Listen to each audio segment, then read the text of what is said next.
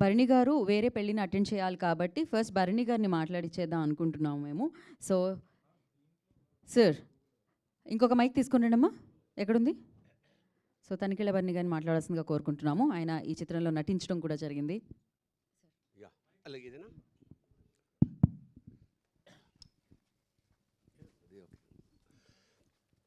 చాలా సంతోషం. ఇది ఒక గంట క్రితం ప్రారంభించాల్సిన మీటింగు, ఎందుకంటే విపరీతమైన వర్షం కుండపోతగా కురుస్తుందన్నమాట. అదంతా ఆ పరమేశ్వరుడు ఆశీర్వాదం గంగని వీళ్ళ కోసం వదిలేసినాడు అనుకుంటున్నాను. అలా అనుకుందాం, letters take in a very positive sense. అలాగే సుఖకర్త అంటే సుఖాన్ని ఇచ్చేవాడు, ఇలాంటి బ్యానర్ పేరు అన్నమాట.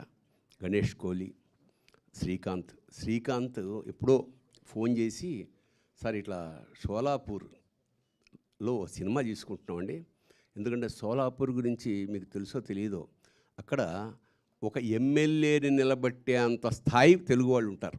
అంటే మీకు చాలా ఆశ్చర్యం ఏంటంటే అది తెలుగు ఏరియాలోకి వెళ్ళినంత ఆనందంగా ఆశ్చర్యంగా ఉంటుంది. నిజంగా శ్రీకాంత్ పిలిచాడని వెళ్ళాను.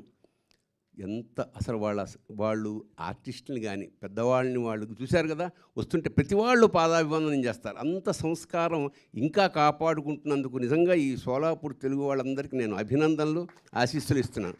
Wonderful way of expression. అలాగే అక్కడ ఉన్న అన్ని రోజులు ఎంత గౌరవంగా చూసుకున్నారో, ఎంత ఆప్యాయంగా చూసుకున్నారో, నెత్తిన పెట్టుకుని పూజించారు ఒక విధంగా.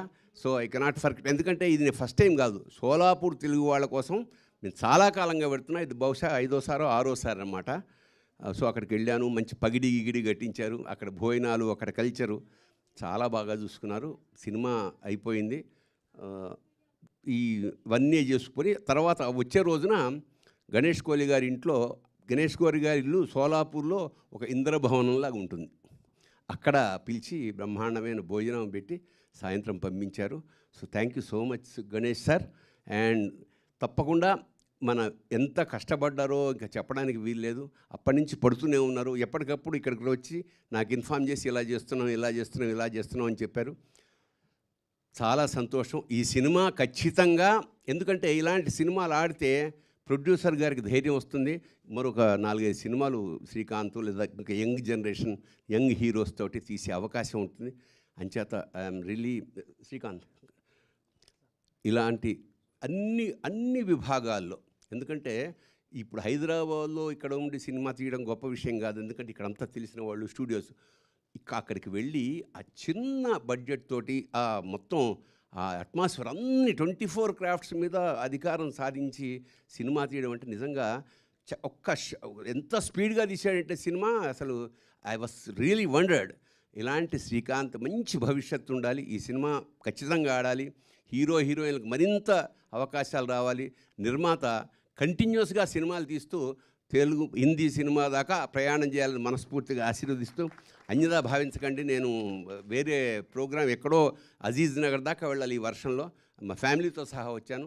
So don't think otherwise sir, my blessings are with, and పరమేశ్వరుడి కృప దయ అన్నీ ఉన్నాయి. ఖచ్చితంగా everybody, even director, music director, ఆర్టిస్టులు, హీరోయిన్లు, టెక్నీషియన్స్ అందరికీ పరమేశ్వరుడు మంచి విజయాన్ని ఇవ్వాలని మనస్ఫూర్తిగా కోరుతూ, మా పూరి గారు అబ్బాయి నాకు చాలా సన్నిహితుడు, అతను కూడా అది మంచి ప్రాజెక్టులో ఒకటి నా దగ్గర తీసుకొచ్చాడు 6 నెలల క్రితం, అది ఆల్రెడీ వర్క్ అవుతుంది, చాలా సంతోషం నాయన.